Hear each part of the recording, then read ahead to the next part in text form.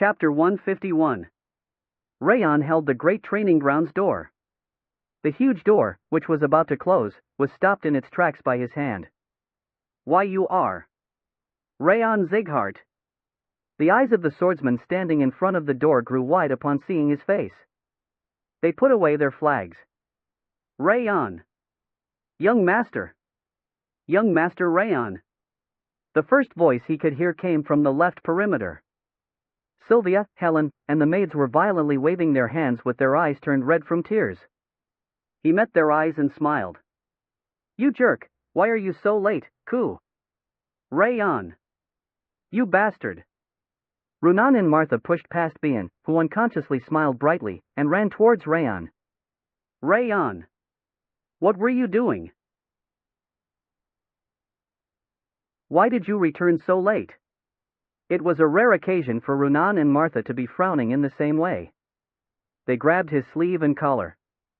Raon, you are so late. What a shame that you are still alive.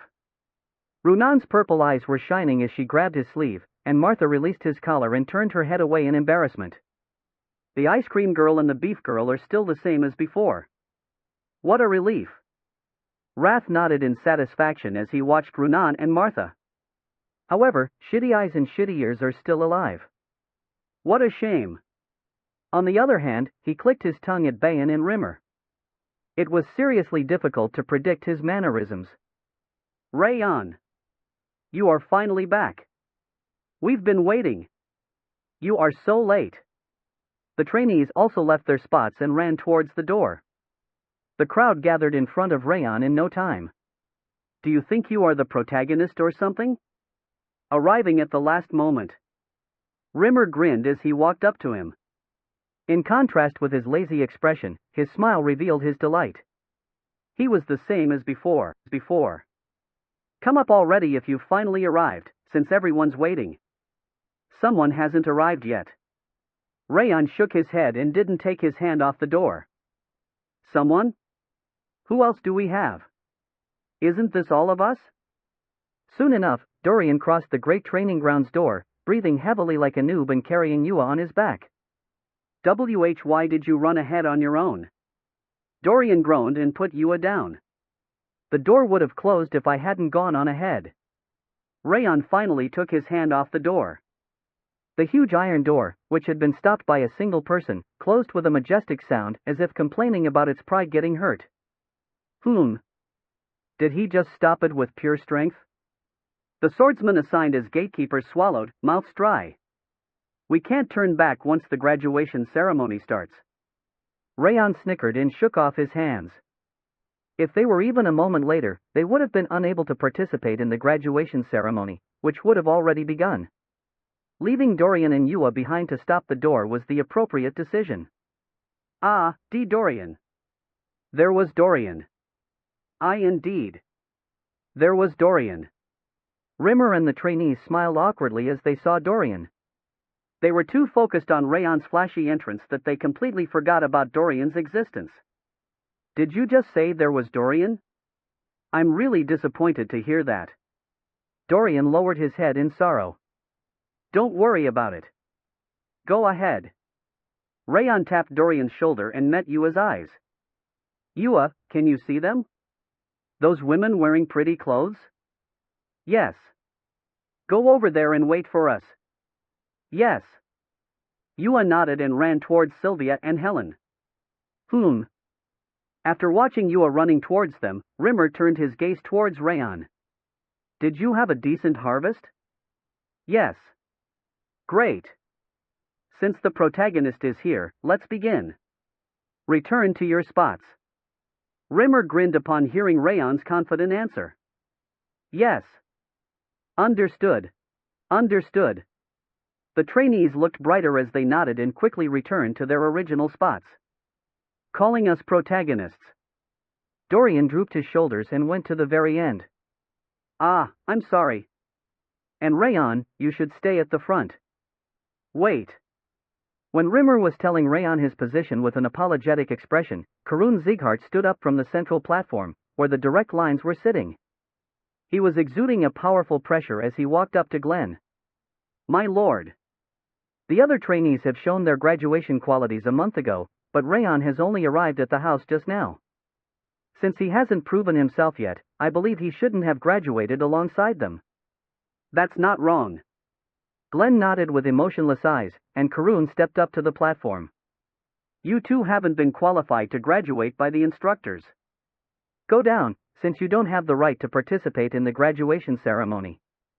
His cold-hearted voice resounded throughout the training ground. Ah, I do have it. I have the Haben Castellan's letter here.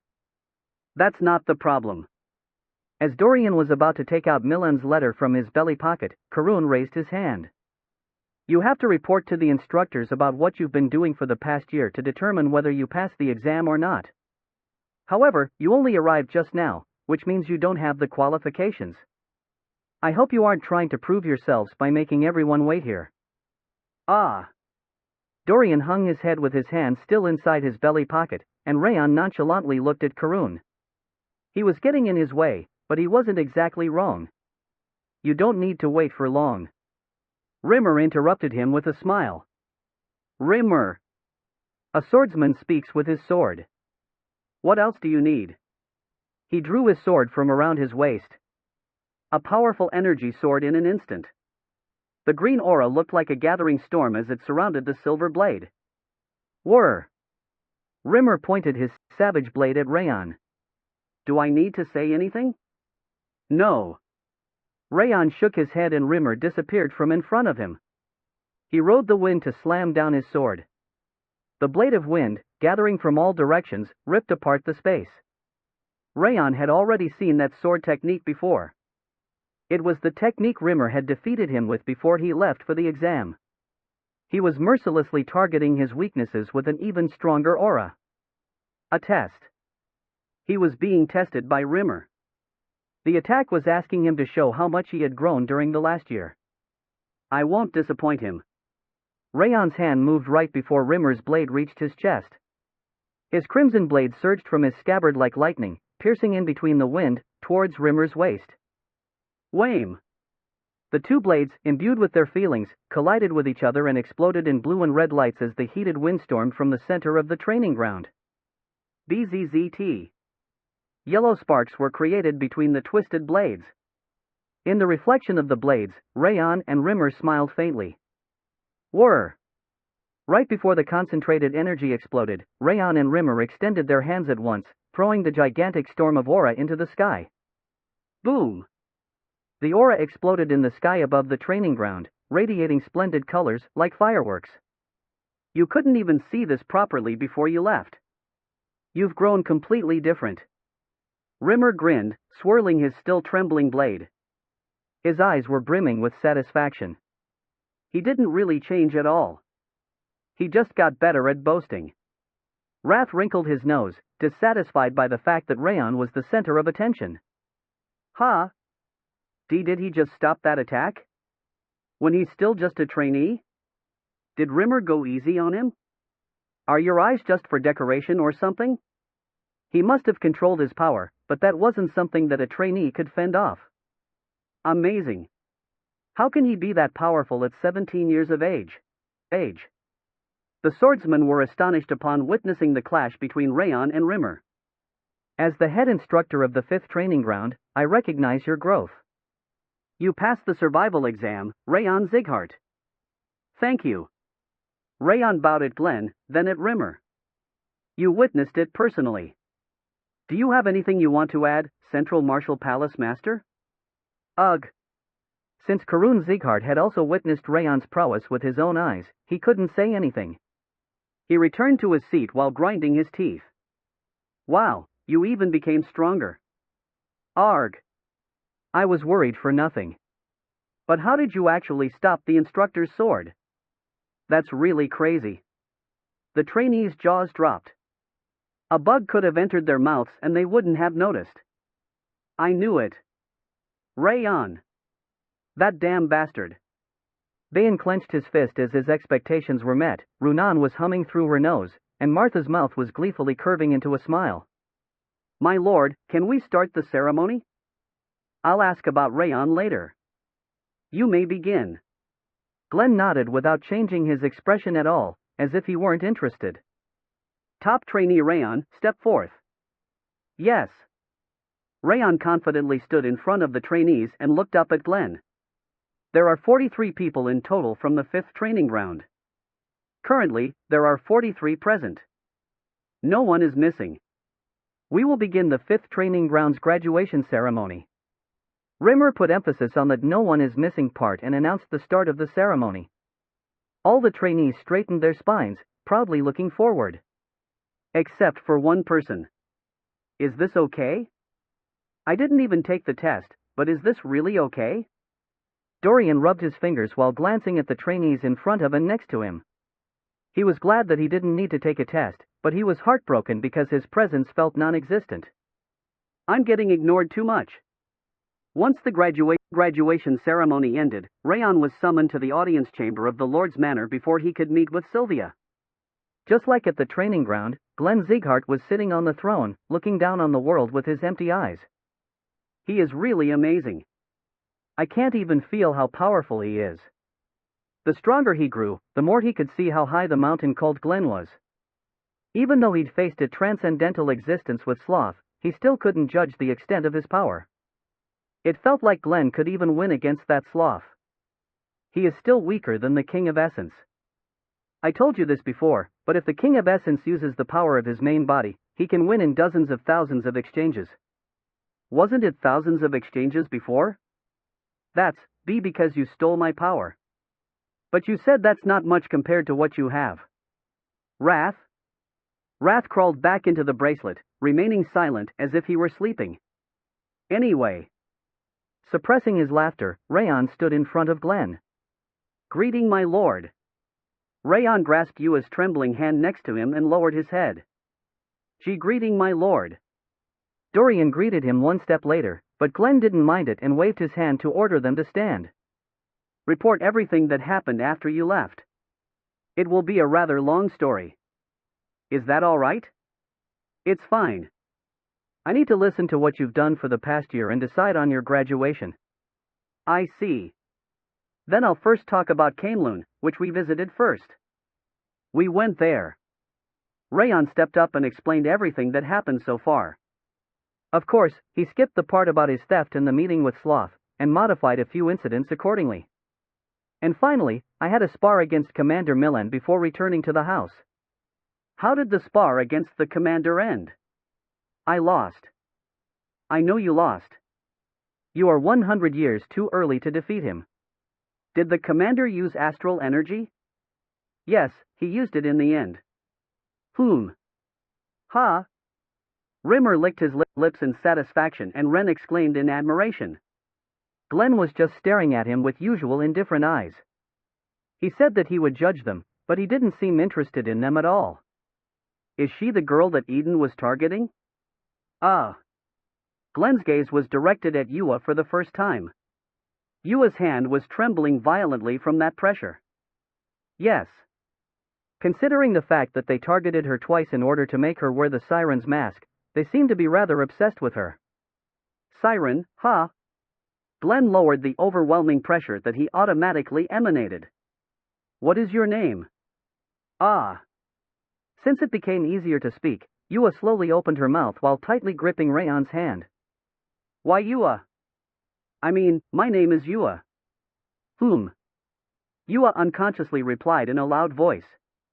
Glenn turned his head towards Ren after hearing her. She does indeed have it. Ren nodded with trembling eyes. Her voice is imbued with spiritual power. I'm guessing her upper energy center was accidentally opened. No, she was born with it. It's an extremely rare talent. I can understand why Eden was targeting her. Glenn erased his pressure completely, to that of a normal person, and met Yua's eyes. His red eyes seemed to have checked everything about Yua as they shone brightly. What are you planning to do with her?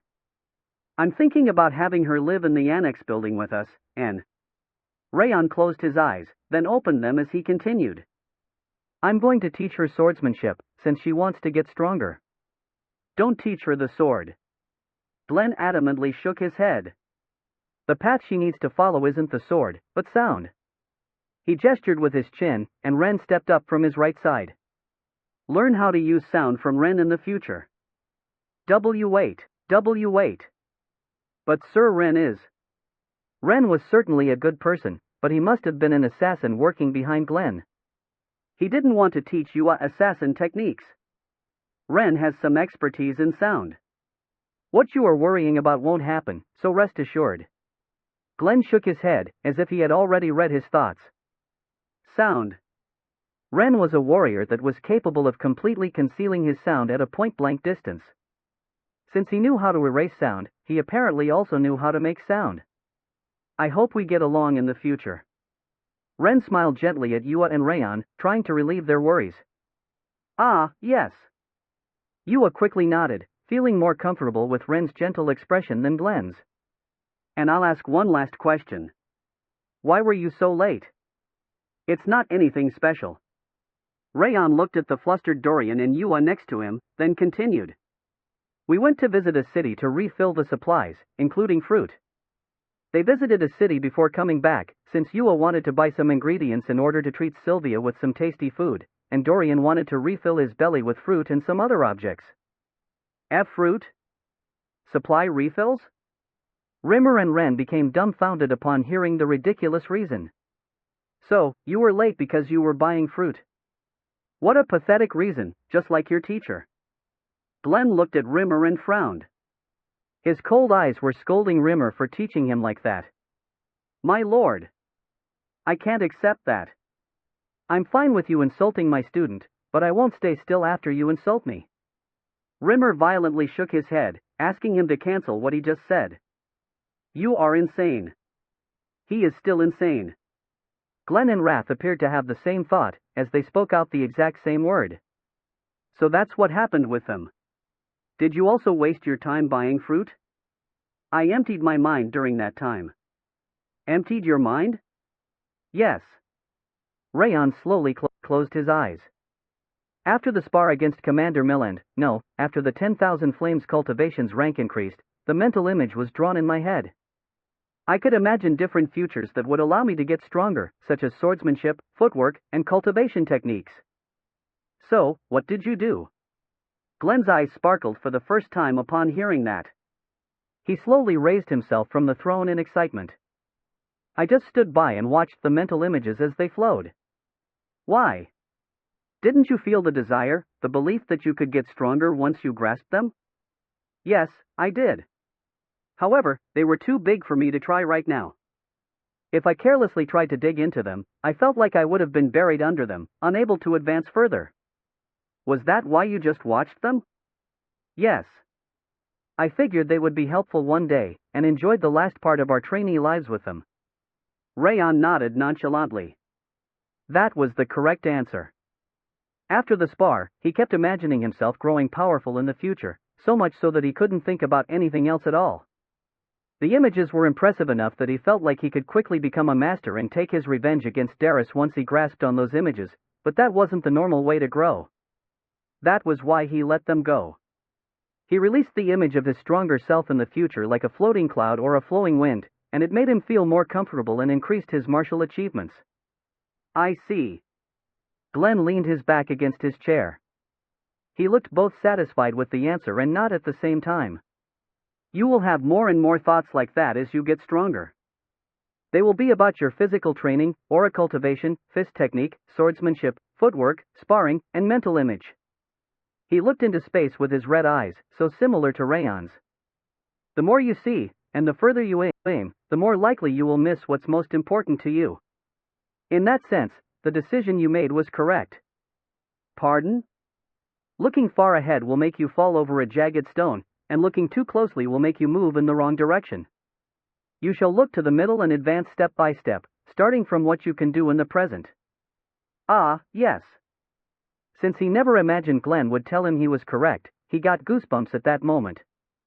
Oh? Rimmer and Ren also dropped their jaws at his unexpected answer. However, both you and that girl have currently been exposed to Eden. Even though you were disguising yourselves, you should have been more careful. How did you know that we were disguised?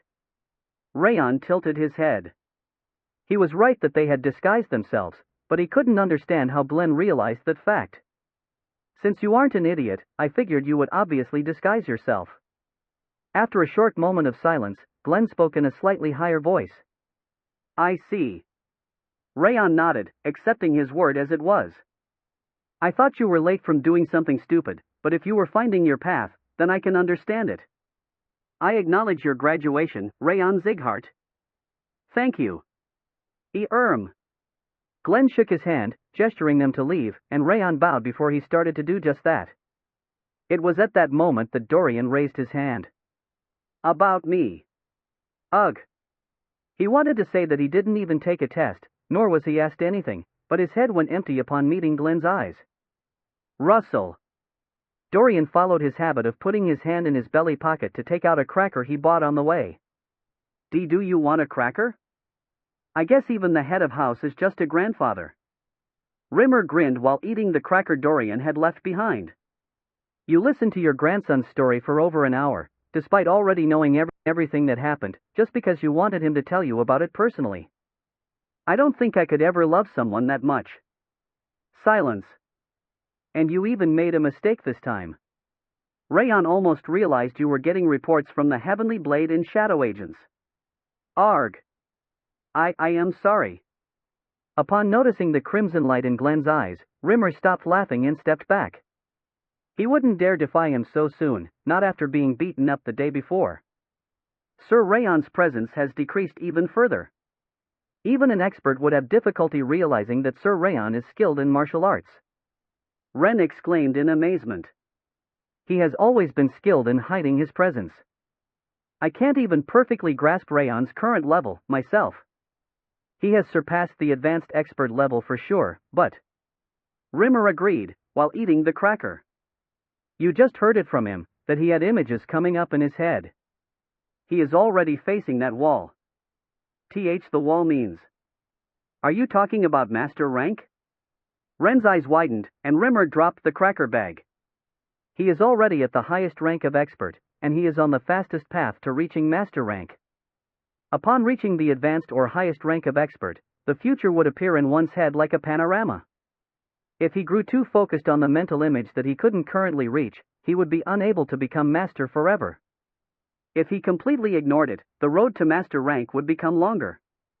The best solution was to let it flow away like water, and Raon had realized that during his free time without anyone's help. He was truly an outstanding guy. It seemed Raon's true strength wasn't his quickly growing power, but his sturdy mentality and composure. The children that have been called the 12 stars of the continent reached master rank in their mid-20s. However, Raon is one step further than even myself at his age. I think. Glenn's red eyes sparkled with anticipation. The youngest master of the continent will soon be born. Chapter 152. Raon immediately went to the annex building after leaving the Lord's Manor. Yua seemed nervous, as her hand was slightly trembling. It will be fine. Sir Ren is a nice person. Ah, okay. Ren was one of the few people, alongside Denier Zighart, who respected Raon and Sylvia without discrimination. Since Glenn was the one that guaranteed it, he wouldn't teach Yua assassin skills. But I should still check, just in case. Raon decided that he would participate in Yua's first lesson with Ren to check on what she would learn. For once, I like what you're thinking. What? Pineapple Girl is a precious mate of the King of Essence. Make sure to take care of her properly. Wrath pat Yua's head with his icy hand, though Yua obviously didn't feel anything. You still don't know your place. Raon clicked his tongue towards Wrath. He was calling Yua his maid even though he was the one that had been captivated by her cooking. The gluttonous Demon King still hadn't realized his position. Why are you following me? He turned his head towards Dorian, who was following him while eating his crackers. Why do you say that to me, young master? I really am having a hard time today. Dorian crumpled his cracker bag and sighed heavily. No one cares about me. They don't even realize I'm there, and I got a free ride in the exam. Where the hell is my presence? Do you want to take the exam now, then? I can ask Instructor Rimmer. Rimmer was a bit too lazy, but he earnestly cared about his trainees. If he asked him for an exam, he wasn't going to refuse. PFF.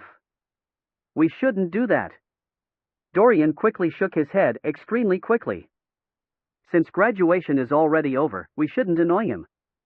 I'm just saying that it's regrettable. He scratched his head with a smile. Go back and rest, then. Wow, that's so mean. We've traveled together for more than a year now, why are you being so cold to me? I'm not really cold. Raon did feel slightly sorry for him, but it was obvious how annoying it would be if he were to follow him to the annex building. He needed to send him away to feel comfortable. Also, I can't leave even if I wanted to. What? Back at the great training ground, the young master's mother asked me to come alone. Ah. That's why we should go together. It's been a long time since I ate something delicious in the annex building. Let's go, Yua. Dorian grabbed Yua's hand and started running towards the annex building. Food. The food in the annex building is pretty good. Move faster. Coldness flowed down from Rath's mouth, even though he was trying to look cool with his arms crossed. Ha! Raon could only sigh, with the drooling Rath and running Dorian and Yua. There are 3 kids here. Raon arrived at the annex building with 2 annoying people and Yua. Since it was a sudden return, loud noises kept coming from the inside. Listening to the familiar sounds, he opened the annex building's door. Sylvia, Helen, and the maids were busily moving around in the lobby and kitchen. They jumped at him upon seeing him. Raon! Young master! You are so late. Are you hurt anywhere? They checked his entire body to see if he had been hurt or had any issues somewhere. The way Sylvia and the maids were making a fuss made Raon realize once again that he was at home. I'm back. Raon smiled, looking at his family's glad and worried eyes. Welcome back. Sylvia's hands, which were gathered in front of her chest, were trembling as she gave him a warm smile. Did Mother also grow up? She would have immediately burst into tears in the past, but it looked like Sylvia had also grown up, just like himself. It's a really, gasp. Raon. Just as he thought it was a relief and was about to smile, Sylvia jumped at him. You grew up so nicely. How did you become so pretty? Whose son are you? She started rubbing her face against him with the exact same tone as before. Mom, please. Raon bit his lip and asked Helen for a rescue, but it had the opposite effect. Young Master. Young Master Raon. Welcome back. You became so handsome, sniff. Arg. Even Helen and the other maids burst into tears, and Raon found himself stuck between them, unable to move anymore. The only people that were staying in their spots were Judiel, Dorian, and Yua. Ha! HNNGH. Wow. Judiel sighed faintly and went to the kitchen. Dorian covered his mouth and grinned as he enjoyed the scene, and Yua just fidgeted her fingers because she couldn't get used to it. And Rath. Where is the food? He was the same as always. Raon sat at the table and looked around. Sylvia, Dorian, Yua, and even the maids were sitting at the table with him. The maids kept refusing, but they were forced to join because Sylvia ordered them to eat together for the first time in a long time. The sweet and salty fragrance is pressing upon the king of essence. Raise your weapon, Raon Zighart. Coldness kept flowing down Rath's mouth like drool as he looked at the tasty-looking food filling the table. We should introduce ourselves before we start eating. Sylvia stood up. She smiled gently towards Yua, who was nervously shrinking. You must have realized from what happened earlier, but I'm Raon's mother, Sylvia. She introduced herself first, so that Yua wouldn't feel pressured. My name is Yua. I'm from Haben Castle. Yua abruptly stood up and bowed at Sylvia and the maids, one after the other. I see, you are Yua. Sylvia couldn't stop smiling, as if she were watching a cute little thing. Raon, is she your daughter by any chance? What nonsense are you spouting? Hoo-hoo, it's a joke. Ugh. Raon closed his eyes, his face turning red. He could remain self-assured even in front of Glenn, but he couldn't help being flustered by Sylvia. The food is getting cold, so let's start eating before we begin. What are we doing? Obviously, we are going to listen to you and Dorian's story about what happened over the past year. I hope you weren't planning on not telling us about that. I'll tell you about it late. Let me tell you about it, since I've done nothing today. Dorian instantly swallowed the pie in front of him and briskly stood up. Dorian. First of all, we didn't head north right away. We visited Camelun to buy some supplies before crossing the huge mountain that is Haben Castle. Raon tried to stop him with his gaze, but since Dorian didn't do anything all day, he vigorously started telling the story of their journey. Sylvia and the maids exclaimed, their hands clasped together, each time he mentioned Raon's actions. When they heard that he jumped down the castle walls twice to save the soldiers, they were deeply impressed, and their eyes welled up in tears. Sylvia kept watching Raon happily until the part about him rescuing Yua and the manager from Eden's attack. That was when she bit her lip and pulled Yua to hug her. It must have been hard. Her words came from the bottom of her heart. Since she'd also experienced the loss of her most precious person, she could sympathize with the circumstances that made Yua move to Sieghart. It's okay. Yua had been suppressing her tears, but they started welling up in her eyes upon receiving Sylvia's emotional words. Sniff. Ma'am. Yua. Since the maids were also aware of Sylvia's story, tears started flowing from their eyes, and the table quickly turned into a sea of tears. I guess they will get along. Raon smiled faintly as he looked at Yua, Sylvia, and the maids. Just as he'd expected, his family would take good care of her. Raon, you did a great job. And thank you. Sylvia smiled at him while hugging Yua. It looked like she was thanking him for living up to Sieghart's name, as she'd mentioned before. Hap. Dorian was also crying even though he didn't know the full story. Raon couldn't tell if he was simple or empathetic. But wrath was still the same. Aren't you going to eat? He kept flailing his small hand, unable to take his eyes off all the food. The food is getting cold. His inability to read the mood was indeed at the level of a demon king. Raon finished a light meal, then returned to his room. Sylvia brought Yua with her, saying that Yua would sleep with her, and a guest room was given to Dorian, who only had bad things happen to him that day. Damn it! Wrath was spreading a large amount of coldness because of having missed the food. We had the annex building's food after such a long time, yet you only ate after it got cold. It's a sin. You sinner. It was still delicious despite being cold. Isn't that enough? It would have been even better if it wasn't cold. I seriously can't agree with you. I can agree with that. Unlike Wrath, who always had to eat the best food, Raon didn't really care about the taste because he had the experience of being an assassin. Food didn't really matter as long as it filled his stomach. As he thought about the fact that it was so annoying to be Wrath, he could feel someone's presence standing in front of his door. 3 knocks could be heard. It was Judiel. Enter. Judiel silently opened the door and entered, kneeling on the floor. Greeting the master. Since she swore that she'd follow him before he left for Haben Castle, she was calling him her master. Did the Central Martial Palace contact you yet? They sent a signal when they were at the Great Training Ground. Judiel slowly nodded. They ordered me to find out what Master has been doing, what Master has obtained, and how much stronger Master has become. I knew it. Raon snickered. Since Karun Sieghart had been humiliated once again when he stepped up, that was exactly what he expected him to do. How shall I proceed? Convey Dorian's story to them exactly as you heard it. That story was modified, so there was no problem with telling it to other people. Were there any other problems in the annex building? No. The other forces didn't try to hold us in check, probably thanks to the incident with Raden Sieghart. The Central Martial Palace didn't pay attention to us at all for a while. I see. Raon smiled in satisfaction. Thanks to having one-sidedly beaten Raden on purpose, it looked like people were only paying attention to him instead of the annex building. You must have worked hard in various ways. Good job. It was nothing. It was all thanks to the master. Judiel swallowed, wetting her dry mouth, and shook her head. He is really an amazing person. 1 year ago, he had predicted what would happen after he left and gave her directions, and what he predicted had actually happened. All she did was follow those directions. The prowess that neared completion at such a young age, and the strategy devised from his exceptional composure, made Raon one of the most outstanding monsters in Sieghart. Master, do you know about the internship? Internship?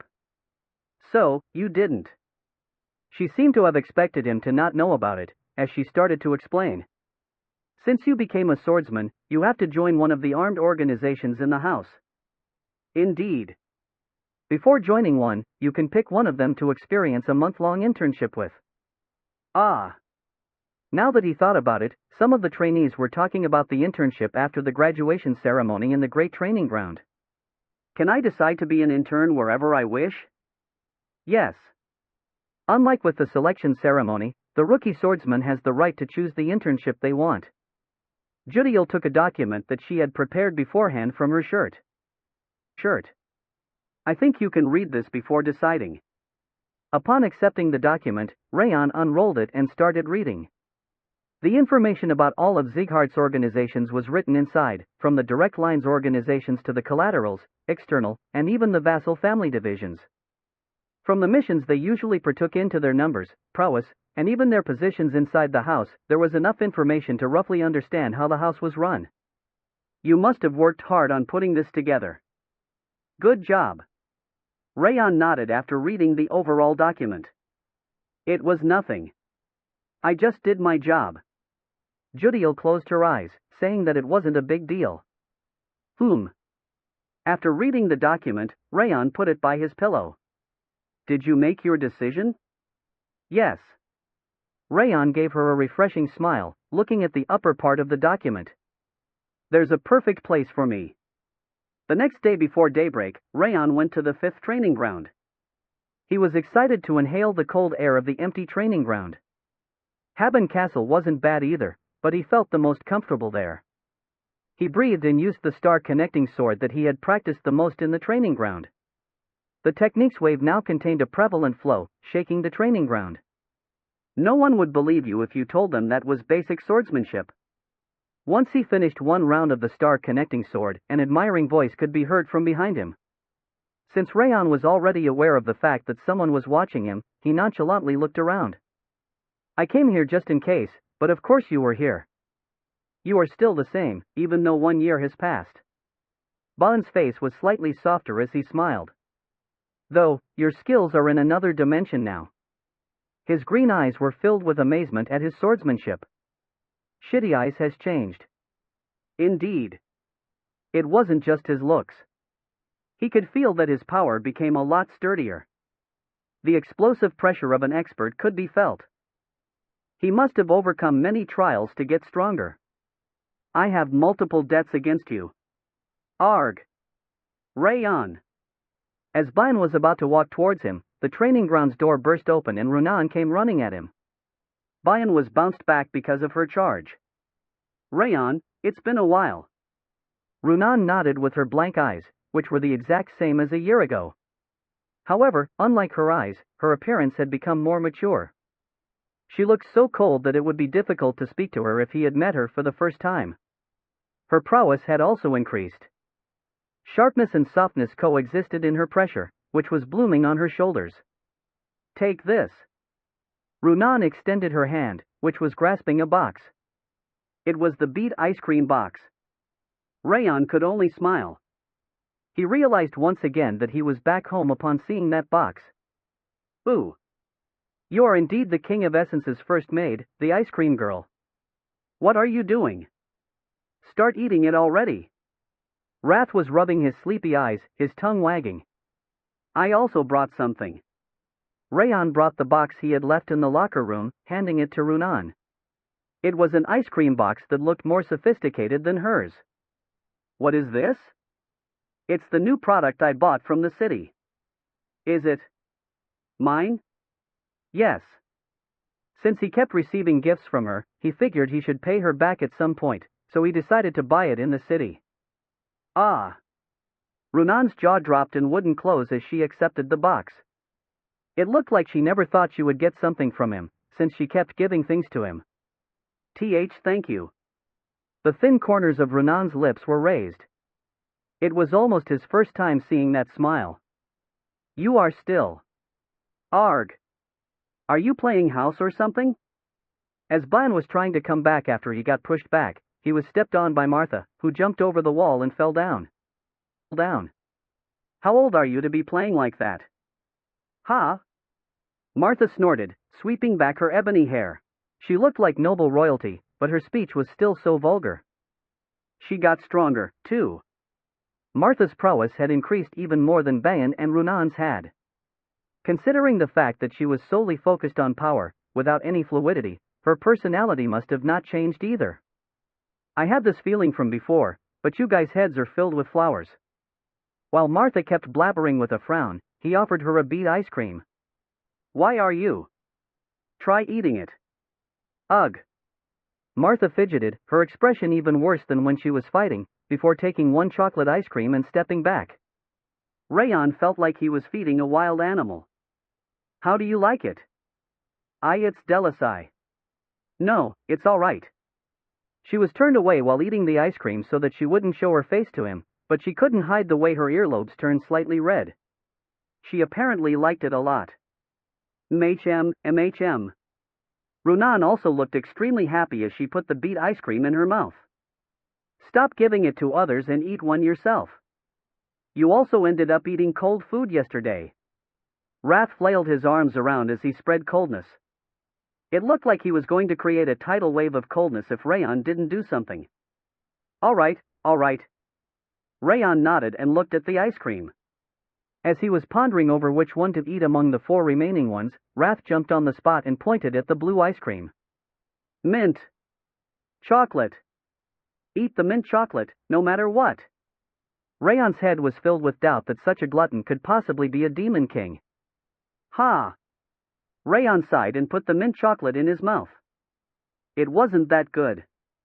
It had a refreshing feel to it, but he couldn't understand why people ate it. Hell yeah, this is life. On the other hand, Rat's eyes were trembling like a drug addict's as he grinned. Did you decide on your internship? Bayan dusted off his clothes and stood up. He had been knocked down and then stepped on, but his expression didn't really change. His personality was a lot softer than before. It wasn't just his might that got stronger. That's obvious. I will join my father. Me, too. Martha and Runan, who were eating ice cream, replied at once. I knew it. I'm also going to the Central Martial Palace. Then, where are you going? Hearing Ban's question, Runan and Martha stopped eating the ice creams and looked around. Raon. You're really here. Ha. You haven't changed at all. As Raon started to open his mouth, the door opened, and the other swordsmen flocked in. As if they were trying to catch up with the year they'd been separated, they surrounded him and kept talking to him continuously. Raon didn't exactly like crowded places, but it actually didn't feel that bad since he could see the faces he hadn't seen in a long time, and he could feel their growth and delight. Every swordsman of the 5th training ground was gathered, and they kept talking about various things with Raon in the middle of them. Whoosh! While they were having a fun time, Rimmer appeared along with a green wind, surging over the wall. Don't you ever get tired? I told you to rest for today. I just happened to come by. I had a feeling that Raon would be here. And he was actually here. The trainees laughed, looking at Rimmer, who shook his head. Ha! All 43 of you are here. Then, let's finish things today. I'm too lazy to come back tomorrow. After counting the trainees, Rimmer quickly nodded. What are we finishing? Deciding on your internships. That's my last job. Although he was originally heading towards the locker room, he went up on the platform. I thought I was supposed to hand it in as a document tomorrow. It's too sloppy. Is this your first time seeing me be sloppy? It's not even the real selection ceremony, so just do it. They won't ask anything difficult of the interns, anyway. Rimmer waved his hand and dismissed their dissatisfaction. He was definitely the laziest elf in the world. I'm going to call out the names of the organizations now, so raise your hand if you want it. First of all, Operation Blade. He took out a crumpled paper from his back pocket and started calling out the names of Sieghart's organizations, one by one. PFF. Seriously, he does whatever he wants. Well, I've already decided anyway. Even though the trainees were complaining, they still raised their hands when the organization they wanted was called. Just as they said before, Renan and Martha joined the division where their fathers were leading, and Dorian picked the Zephyr's Flow, which was in charge of supplies. As Rimmer kept calling out the names of organizations, Raon and Ban were the only ones left. Next up is the Central Martial Palace. Yes. Ban raised his hand as soon as Central Martial Palace, led by Karun Sieghart. Ha? Are you also joining them, Raon? Gasp. Why would you? Rimmer and Ban's eyes widened, since Raon was confidently raising his hand. The guy that hates you is in the Central Martial Palace. Why are you trying to join them? Wrath tilted his head, unable to understand his actions. Because the pain that doesn't kill me will only make me stronger. Raon's eyes were shining brightly. He had decided on it as soon as he heard about the internships. He would join the Central Martial Palace, which was managed by Karun Sieghart, who hated him the most, and learn everything about their training methods. Chapter 153. Bayan Sieghart violently rubbed his head as he watched Raon proudly holding his hand up high. I must be delusional. Since Raon wasn't an idiot, there was no way he would try to join the Central Martial Palace for the internship. They obviously hated him. Bayan thought it must have been his mistake, and opened his eyes again. However, his vision didn't change. Raon was proudly holding his hand up. What are you do? Arg. As he was about to ask Raon why he did that, Runan and Martha intruded, pushing him to the ground. Raon, you can't go there. Are you crazy? That's not a place you can go. They forced him to lower his hand, trying to stop him. You crazy bastards. Am I invisible to you or something? Bayan got angry for the first time since returning to the house. The serene mindset that he had learned from Lenny Tun, the president of Marco Company, had shattered into dust after being run over 3 times in 2 days. Shove off! He yelled, pushing Runan and Martha, who were sticking to Raon, away. MHH? Are you crazy? You are the crazy ones. Why do you keep running over me? Do you think you are a boar or something? You're the boar. What? Do you have a death wish? You damn bastards. They started grinding and baring their teeth at each other. Raon. Rimmer tilted his head, stepping down from the platform. Are you really planning to join the Central Martial Palace? Yes. Raon immediately nodded, showing that he had no intention of changing his mind. That sounds interesting. With a crafty smile, Rimmer wrote Raon's name on the paper. Stop for a moment.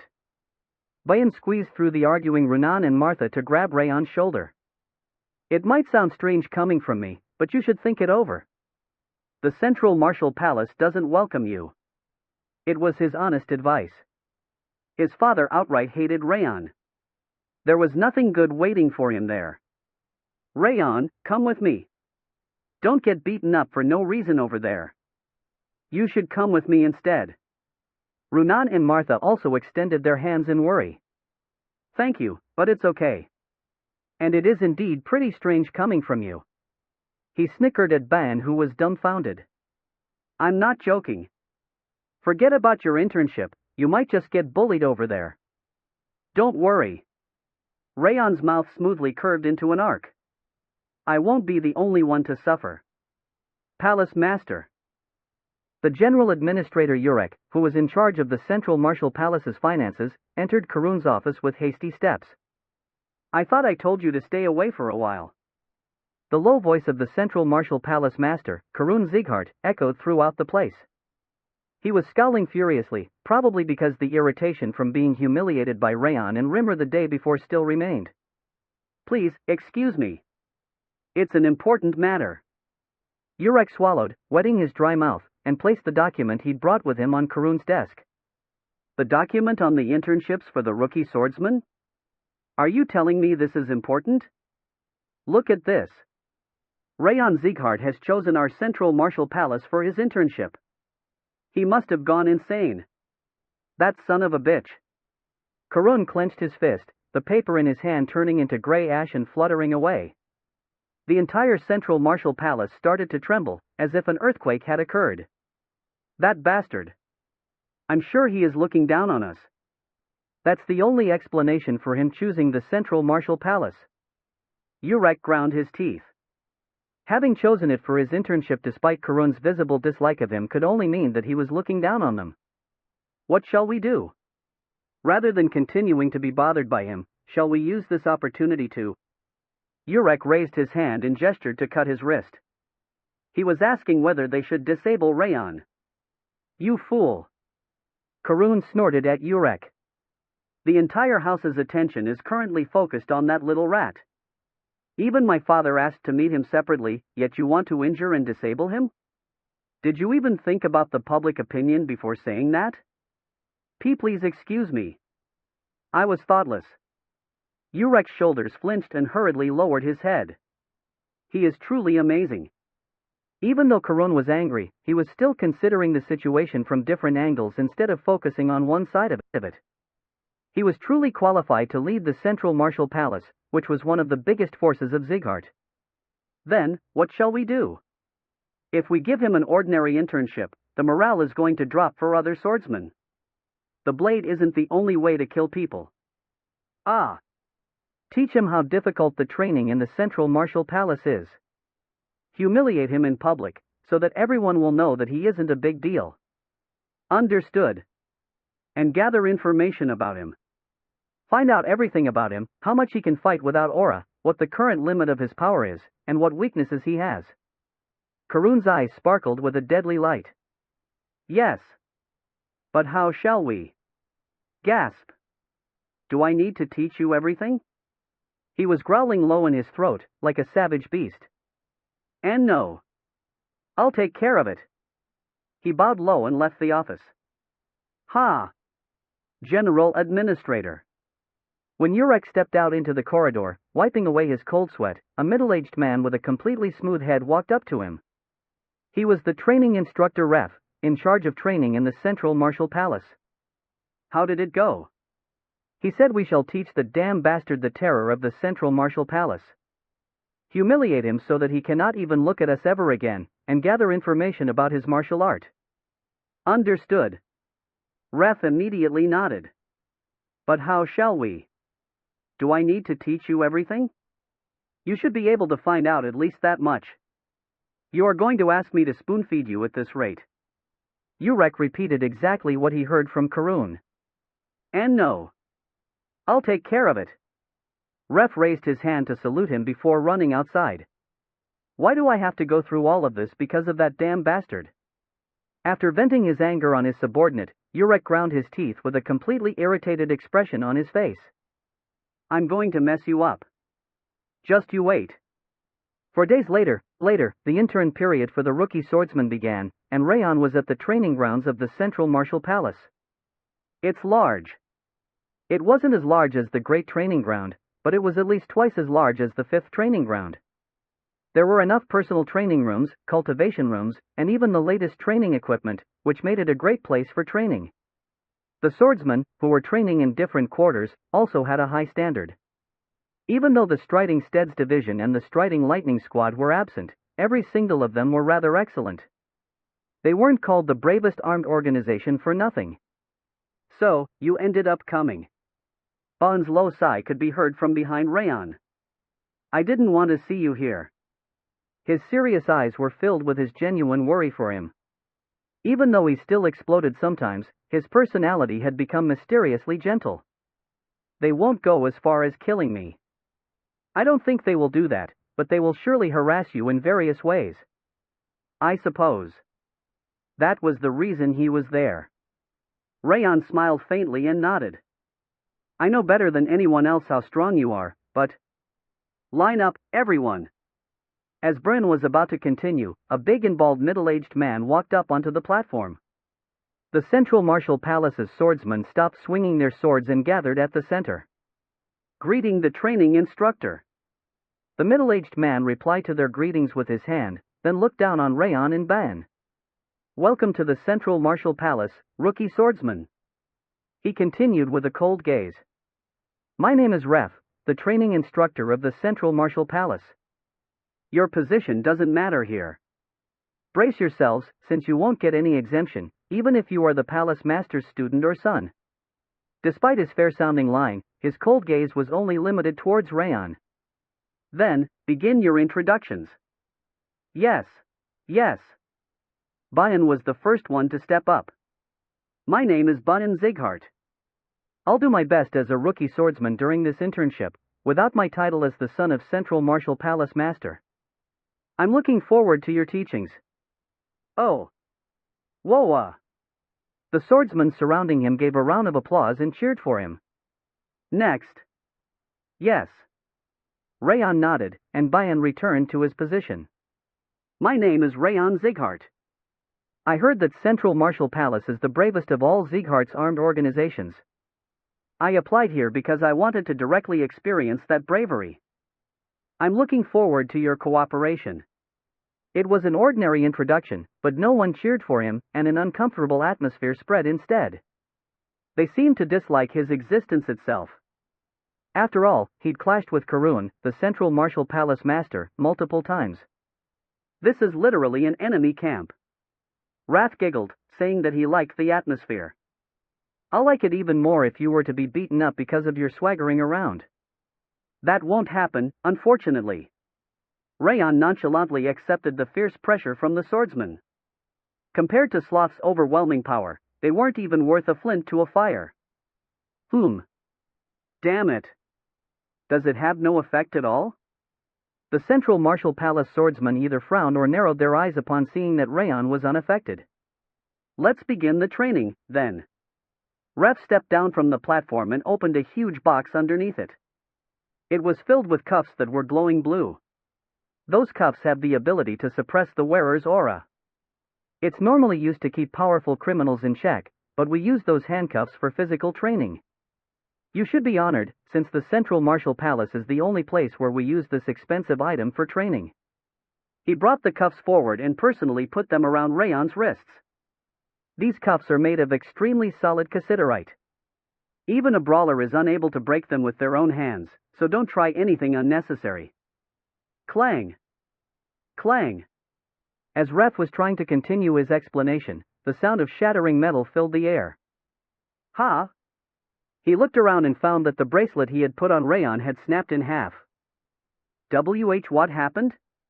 Why is it broken? It broke when I tried touching it a little. Raon shrugged, as if it wasn't a big deal. That's impossible. This metal is made from cassiterite. Well, that's what happened, so it can't be helped. Ugh. Ref's chin was trembling. Cassiterite was a solid enough metal to be used in forging blades. It was impossible to destroy the thick metal when his aura was suppressed. Again. Try doing it again. He swallowed harshly and put a second cassiterite cuff around Raon's wrist.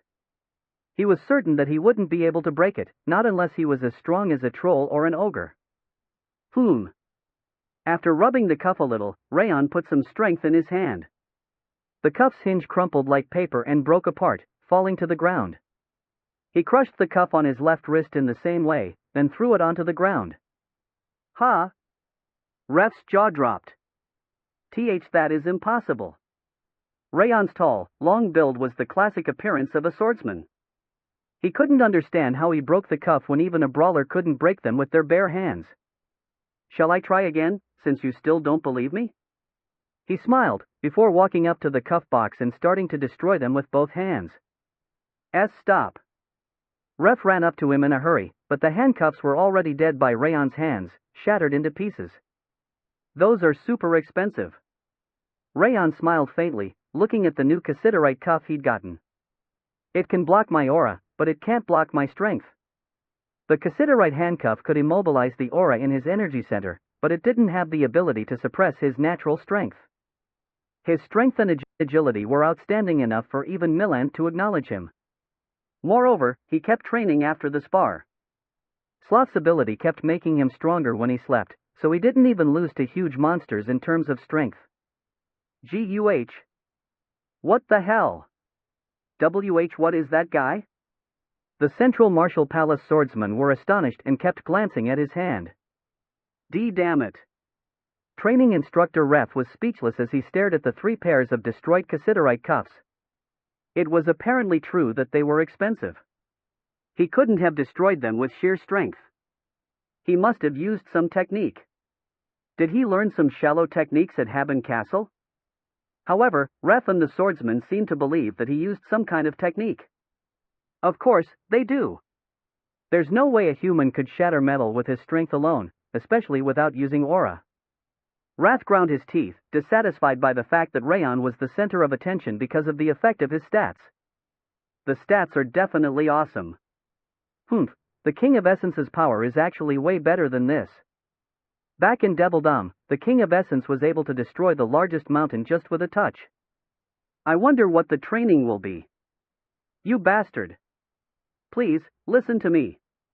The strength you are boasting about right now is all thanks to the King of Essence. Raon ignored Wrath as he yelled at him, sighing heavily before looking at Ref, who was standing up.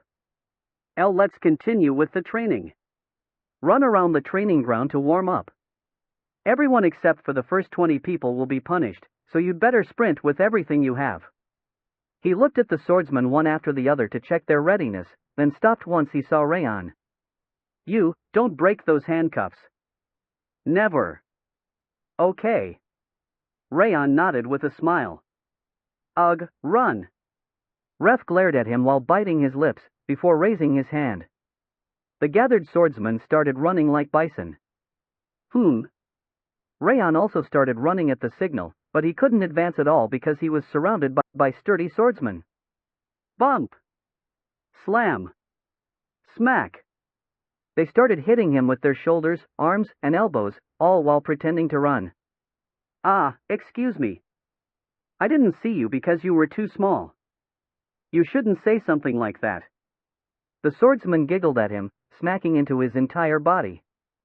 Even though they weren't using their aura, Raon started faltering and felt a significant amount of pain from getting continuously hit by the tempered bodies of the swordsmen. Oh no, excuse me. A green-haired swordsman grinned after violently hitting his neck with his elbow. When Raon glared at him, he just shrugged his shoulders, then ran away towards the faster group. Bayan's eyes widened when he looked back from the faster group. His expression was saying that he didn't expect them to be so petty. I'm fine, so go ahead. Because I won't lose when it comes down to this. Raon smiled coldly at Bayan, then slowed himself down. He slammed the red-haired swordsman's chest with his shoulder, since he was trying to hit his waist with elbow. Quarg! It looked like the red-haired swordsman had been struck by a hammer as he flew away and slammed into the ground. What? What just happened? The eyes of the swordsmen that were blocking him from the sides and behind started to tremble after witnessing such an impossible scene. It was a normal reaction. Even though Raon had grown taller and sturdier, he was still smaller than the large man from earlier. However, he had no problem doing that thanks to his stats. Arg! The black swordsman on his right side started pushing him with his shoulder, trying to crush him. I don't think that's enough. Coup! Raon smiled coldly and hit him back with his shoulder.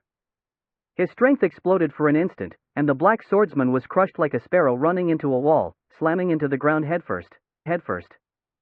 Aren't you hitting me anymore? Raon jeered at the men that kept hitting him. We never hit you. Because 2 people had already been knocked to the ground, their eyes were wavering like sailboats in a storm. Their unfocused eyes suggested that they didn't understand the situation. I'll go to you if you aren't going to come to me. Raon increased his speed and smacked the swordsman that had attacked him before with his shoulder and elbow. Whack! Whack! His physical abilities, which had been acknowledged by a master, exploded like a raging fire and stormed through the swordsmen that surrounded him. The expert swordsmen collapsed one after the other, like falling leaves in autumn, despite having relentlessly tempered their bodies. Raon didn't stop even after beating up all the swordsmen that had picked a fight with him. He also sent all the swordsmen that tried blocking his way flying. I told you. Raon smiled at Ban, who had been rendered speechless and was just moving his legs. I'm all right. Hey! Ref's jaw dropped upon finding the 20 swordsmen crushed into the ground. What the hell is that monster? He had been informed that Raon had taken many elixirs in his childhood because of his frail constitution, which strengthened his aura in terms of quantity and quality. That was why he figured he couldn't do anything as long as he blocked his aura, and he decided to give him the cassiterite cuffs. Despite that, he was overwhelming the swordsmen that were way bigger than him with sheer power, despite wearing the cuffs. He felt like he was dreaming as he watched the swordsmen, who were around 190 centimeters tall, be bounced away like balls by Raon, who was less than 180 centimeters. What the? In the end, Raon didn't stop with the swordsmen around him, beating up all that tried blocking his way. That allowed him to catch up to the fastest group. He unconsciously swore over how absurd that was. Stop. Stop. Stop running. Raon. Ref called out to Raon, who was about to smack a green-haired swordsman in front of him with his elbow. Smack. However, Raon finished hitting him, pretending he didn't hear. With the back of his head slammed by an elbow, the green-haired swordsman collapsed on spot with a squawk. Ah, this is fun. This is my first time having a sprint like this, but it was interesting. Raon smiled cheerfully, looking around the swordsmen that were lying flat on the ground, like leaves on a snowfield. I've finished. What's next? He asked in excitement, as if nothing had happened. Ugh, come this way. Ref chewed his lip and brought the swordsman and Raon to the right side of the training grounds. 8 humanoid dummies with swords in their hands were placed in a circle. Next up is practice for facing multiple opponents. I'll show you an example. He pressed the button at the center and moved between the dummies. Creak. The dummies started moving with a disturbing sound. However, their movements were smooth and slippery, despite how they sounded. Cring. The movement of the swords in the dummies' hands was quick. They incorporated a proper swordsmanship's flow instead of just swinging them around. Whoosh. Although 8 dummies were moving at the same time, they weren't getting in each other's way. They targeted Ref's vital points at the same time. Poof. With a heavy footwork and swordsmanship as solid as a rock, Ref blocked the dummies' attacks one after another. 10 minutes later, the dummies automatically stopped attacking and returned to their original spots. This training consists of defending against attacks coming from multiple directions like this. Raon, can you do it? Yes. Raon nonchalantly nodded and drew his training sword, standing in the middle of the dummies. What an idiot. Ref smiled coldly and increased the dummies' difficulty to the maximum. Even an expert would be unable to do anything without their aura. They'd be beaten at that difficulty. I'm starting it. Once he pressed the last button, the dummies started moving much quicker than before, thrusting their swords at Raon. This will be fun, too. With blazing crimson eyes, Raon swung his sword. Along with the sound of an explosion, the dummies' swords and heads were split into pieces. Huff. It wasn't over yet. Each time Raon swung his sword, the dummies, which cost over 200 gold each because they were specially made, were destroyed, one by one. Since he was destroying them with a single hit, increasing the difficulty was meaningless. Crack. The second dummy was snapped like a reed, and the third dummy's body was split in half. SSTO. Although he needed to tell him to stop, he couldn't open his mouth because he was too surprised. The short moment he was unable to speak was enough time for Raon to destroy all 8 dummies and wipe the sweat from his forehead. This is pretty fun. With a refreshing smile, he looked at Ref. Is that all? Cool. He wanted to smack Raon's handsome face. The Central Martial Palace's general administrator, Urek, was tending to the flowers at his desk inside his large office. Flower arrangement was his hobby, although it didn't match with his big build and appearance. Watching the beautiful flowers in harmony made all the stress from his coarse palace master and his incompetent subordinates fade away. Moreover, no one usually disturbed him right before lunch, so he was treasuring the moment to tend to his flowers and place them in a vase. This is pretty. General Administrator. Urek smiled slightly. As he was thinking that he had finally managed to reach a beautiful harmony, the office door burst open. Arg. His hand was shaken from the noise, messing up the perfectly placed flowers. Ref. You crazy bastard. Did no one teach you to knock on a door before opening it? Ah, I am sorry. But it's an emergency. Ref bowed, wiping away his cold sweat. Emergency? What kind of emergency? You are dead if it's not a big deal. Urek clicked his tongue and sat on the desk. Air. It's about Raon, the rookie that we talked about last time. What about him? Did you go too hard on him? Since the head of house and the other division leaders' gazes were focused on Raon, beating him up too hard would be troublesome. They just needed to humiliate him slightly for now. However, Ref's response was beyond his imagination. That guy is a king of destruction. Ref's lips were trembling violently. He is destroying everything. Chapter 154. What kind of bullshit is that? Urek pushed the vase aside and frowned. He couldn't understand what Ref was talking about as he started blabbering about a king of destruction. That damn bastard is destroying everything in the training ground. Everything that he lays his hands on is destroyed. Ref clenched his fist and slammed the desk. Since his simple touch breaks down everything, king of destruction is the only way to describe him. Please, calm down. Urek picked up the vase to embrace it, pushing Ref away. It's not a big deal if all he did was destroy some of the objects in the training ground. Did you really have to come here to tell me when all he did was break some training swords and training outfits? I wouldn't be here if that's all he did. Ref pounded his chest in frustration. That crazy bastard smashed 3 cassiterite cups and destroyed all 8 sword dummies. What? Urin dropped the vase and brusquely stood up. He glared at him without even looking at the shattered vase.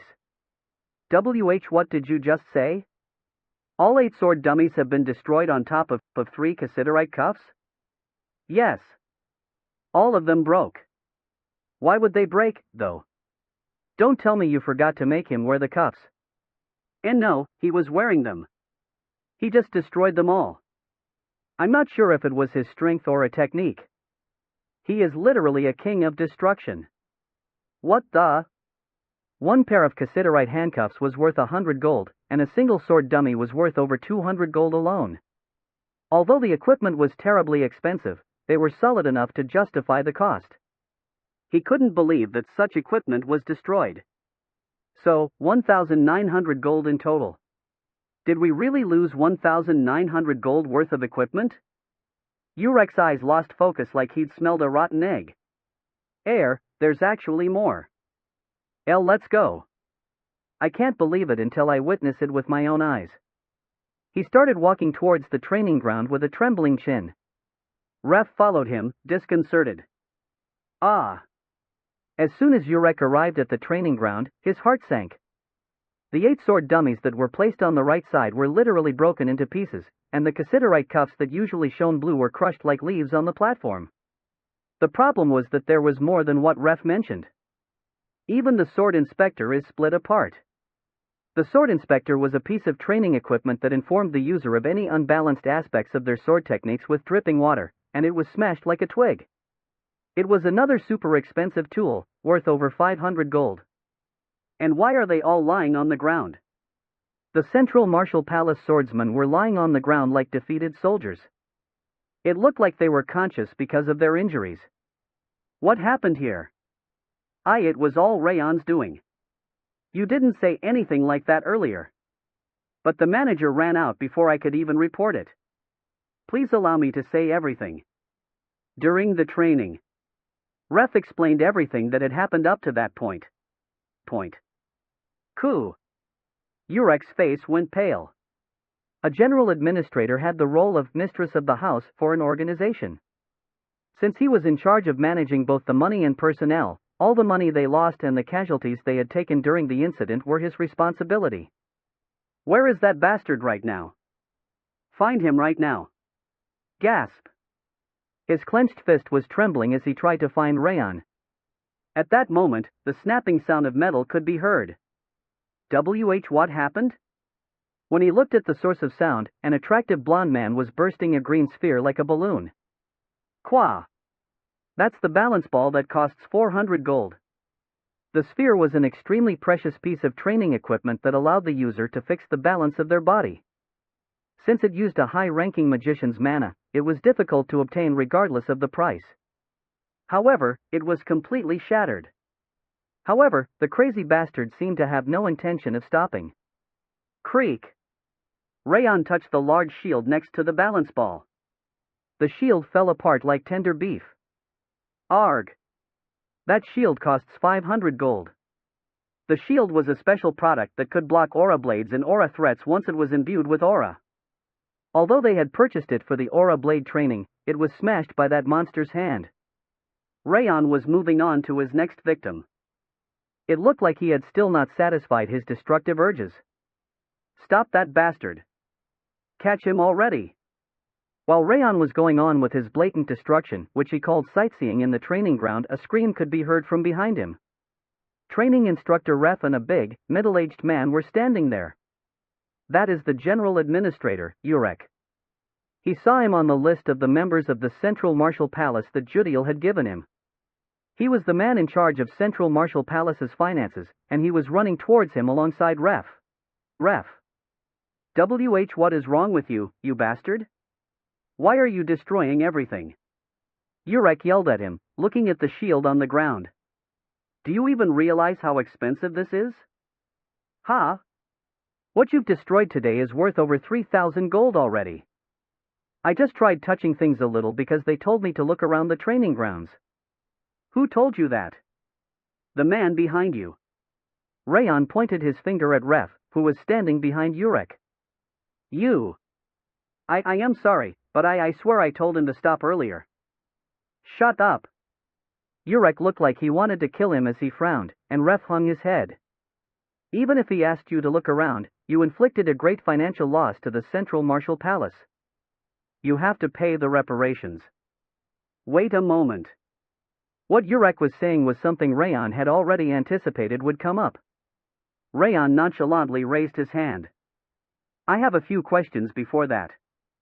I heard that the Central Martial Palace represents Sieghart's armed organizations. Is that true? Of course. The Central Martial Palace is the strongest, with the Striding Steads and the Striding Lightning belonging to it. And I'm guessing that you wouldn't be using anything cheap as the strongest organization. Of course. There's nothing cheap in this training ground. Everything is of the highest quality. Finally, do I look strong to you? Strong? You don't even have proper muscles. Why do you even think you would look strong? Since Urek was extremely angry at Raon, his words were obviously harsh. I see. Then you must have been scammed. Scammed? What do you mean? Urek and Ref's eyes widened upon hearing that they had been scammed. The equipment certainly looks expensive, but none of it has any durability. With a bitter expression, Raon threw the transparent shield on the ground. I mean, the equipment used in one of Sieghart's strongest armed organizations, the Central Martial Palace, wouldn't be so cheap that a rookie swordsman like me could destroy it. Just as you said, I am weak because of my thin arms, and I couldn't even use my aura. He raised his arm to show him the cassiterite cuffs he was wearing. Bun, you saw that I never took them off, right? Ha? Why yes.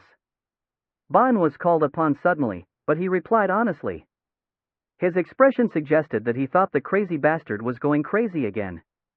You saw it, right? There's no way I could destroy such solid equipment without even using aura. You got scammed. Since I showed you that you were scammed, you should be thankful to me instead. Ah. Ha. Urek and Ref's jaws dropped. Since they didn't expect that kind of answer at all, their eyes lost focus. Wait a moment. That's not. It was a bit unpleasant to be suspected like that, but that's okay. I'll overlook the matter since it's my first day. Raon waved his hand for a bit and stepped away. Urek and Ref were standing blankly on the spot, like wooden dummies. What bullshit is this? You just broke them all with sheer strength. Yes, they will soon realize that I was bullshitting them. Raon snickered and nodded. But because of their pride, they won't tell me to reimburse them. Were you aiming for this all along? Judiel told me about their personalities, after all. Raon had read a document that Judiel gave him beforehand, which detailed the executives' personalities and tastes. General Administrator Urek placed more importance on his pride than money. Since he had withdrawn while the other swordsmen were watching, he wouldn't ask him to reimburse them again. Ku, what are you doing right now? Clean up all that broken equipment. Ah, yes. The bewildered swordsman started to clean up, following Urek's orders. Raon sat in the stands and secretly smiled. I think I broke at least half of them. Although there was still a lot of equipment remaining, he destroyed most of the expensive-looking ones, which should have cost them a lot. He could only smile, imagining the face Karun would make later on. Was this your goal all along? Bayan sat next to him and snickered. Did you come here to destroy the equipment? He wasn't angry, despite having realized his plan. He was just frowning slightly. I didn't come for that. Which means you have another objective. I suppose you wouldn't have come here just to break things. Bayan nodded in acknowledgement. But I recommend you do it in moderation. It could get dangerous. Are you worried about me? Oh, of course not. I'm just worried that you will end up destroying what I need to use. Bayan waved his hand, his face turning red. It has been a long time since the last time Raon saw him like that. You aren't stopping me completely, huh? I know who picked this fight first, so I can't really stop you. And you aren't the type to listen to begin with. Bayan lowered his eyebrows and licked his lips. But, have you always been this strong? It was because it was cheap equipment. I see. Bayan smiled faintly and stood up. I'm really going to have to work hard in order to catch up to you. After saying that, Bayan went to the other swordsman. Are you sure that guy is the shitty eyes that the King of Essence remembers? Wrath narrowed his eyes in bewilderment. Humans don't usually change like that. I know, right? I also think it's mysterious. It was difficult to believe that he previously had that aggressive personality after seeing how easygoing he was now. He still got angry at Runan and Martha sometimes, but it looked like he became a completely different person. On the other hand, it seemed like his resolution to catch up to him was unchanged. By the way, how much strength do you have right now? Strength? Raon licked his lips, and opened the status window for the first time in a long time. Status window. Name, Raon Zighart. Title, The One Who Bamboozled the King. State, Curse of Frost, 4 strands. Trait, Wrath, Sloth, Ring of Fire, 5 stars, Water Resistance, 5 stars, Perception of the Snowflower, 3 stars, 10,000 Flames Cultivation, 4 stars, Glacier, 4 stars, Fire Resistance, 3 stars, Bleeding Curse, 1 star, Backstab, 2 star, Iron Wool, 2 star, Adaptation to Ghastly Energy, 1 star, Focus, 1 star. Strength, 129. Agility, 125. Stamina, 124. Energy, 128. Perception, 144. Wrath, 25. That's a lot. Raon automatically gasped upon seeing it. The stats obtained over a year by the system, training, and Sloth's abilities combined into a huge amount, giving him a transcended body that surpassed the human limits. This is why I could break everything. He usually didn't harm anyone, as he controlled his power, but he could even smash steel at a hinge or joint by using his full strength. I have 129 in strength. Say that again? 129. You are insane. When did that happen? You gave me most of them. Why are you even asking? Half of the stats were the results of Wrath's sloppy bets and his impulsive anger. His training and Sloth's ability were also helpful, but Wrath's doormat tendency was the biggest contributor. You damn bastard. You are like a fly on a pineapple pizza, sucking away the King of Essence's sweet abilities. Wrath ground his teeth, bursting with anger and coldness. Rumble. The freezing cold and boiling anger penetrated into his mana circle like a sharp blade. Wrath even used the power of Wrath engraved in Raon's soul for an all-out attack. You can't use that aura right now. It will be the King of Essence's victory this time. I don't think so. Because the Ring of Fire wasn't aura. Raon smiled faintly, resonating his rings of fire. The 5 rings spinning around his heart resonated to subdue the wrath engulfing his soul. PSSH, PSSH. The frozen wall created by glacier perfectly blocked Wrath's coldness. You damn parasite! Wrath kept pouring his coldness and wrath, and continuously yelled for over 10 minutes. I'm telling you, you are only hurting yourself with that. Raon shook his head and pointed at the message that just appeared. You've withstood Wrath's interruption. Strength has increased by 1. Do you see this? It's because you keep giving me points for free like this that my stats keep increasing. Daomet. The giving Wrath's wailing didn't stop inside the central martial palace. That damn bastard. Urek ground his teeth as he looked at Raon sitting in the stands. The sneaky bastard got him good, but his pride didn't allow him to say anything because he agreed to his statement in front of the other swordsman. I'll crush you, just you wait. Urek. Gasp. As Urek was resolving himself for revenge, a baritone voice resounded in his ears. It was the voice he feared the most. Sir Karun. The Central Martial Palace master, Karun Zighart, was walking towards the training ground while being escorted by 10 men. Why are you here? The head of house ordered me to support the Striding Steads and the Striding Lightning in their mission. Oh, I see. Urek swallowed nervously, feeling his back getting drenched with sweat. He was worried that he came to see Raon, but fortunately that wasn't the case. Karun smiled coldly, looking at Raon sitting there like a fool. Just like I told you before, gather the information in advance so that you can kill that arrogant guy whenever and wherever it's necessary. Sure thing. I'll be back in 2 weeks. He waved his hand, crossing the training ground to leave the Central Martial Palace. Ha! Urek smoothed down his chest and breathed out a sigh of relief. What a relief! He couldn't miss his opportunity. He needed to humiliate Raon before Karun's return and gather information about his strength and weakness. Then it's obvious what I need to do. A spar. A spar was the best method. Ref. Urek gestured his hand at Urek, who was standing there blankly. Ah, yes. Call Gannett. Gannett had a weak aura, but he was extremely talented in swordsmanship. Although Raon's swordsmanship was also rumored to be excellent, he shouldn't be able to overcome the difference in years. Urek clenched his fist, with a cold smile. Today is the day I'll witness your limit, Raon Zighart. Raon simply warmed up his body instead of training at full strength during his free time. What are you doing? I'm stretching.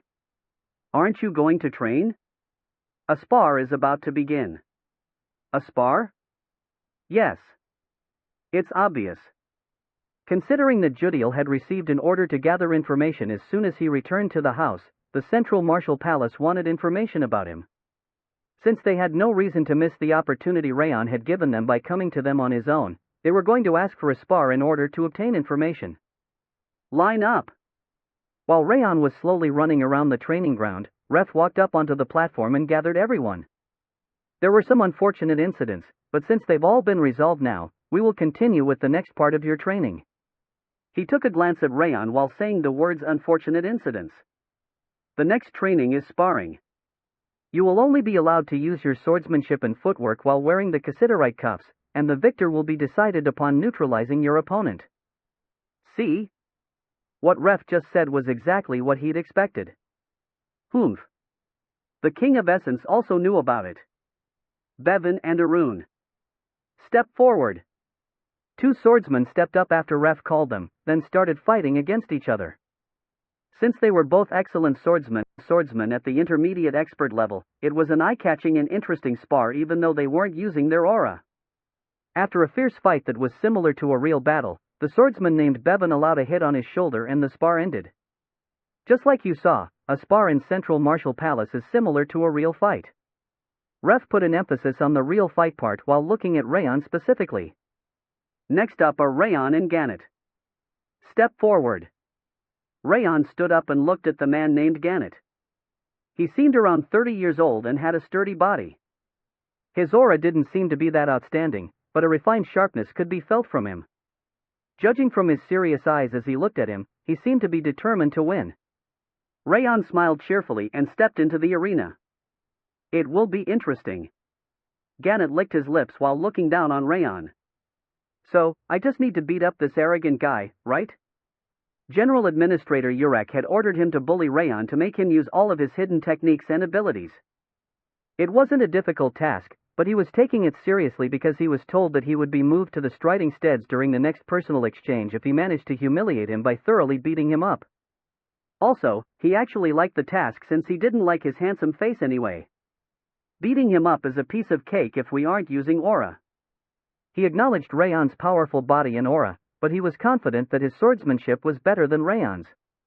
If he wasn't allowed to use his aura, he could literally toy with him. As your senior, I'll allow you to attack first. Gannett flicked his fingers. Are you serious? Yes. Come at me before I change my mind. He would have never done that if Raon was allowed to use aura, but he was showing off because they were both wearing the cassiterite cuffs. All right. Just as he expected, Raon nodded and charged at him. He reached in front of him in an instant and slammed down his sword. I knew it. Gannett snickered.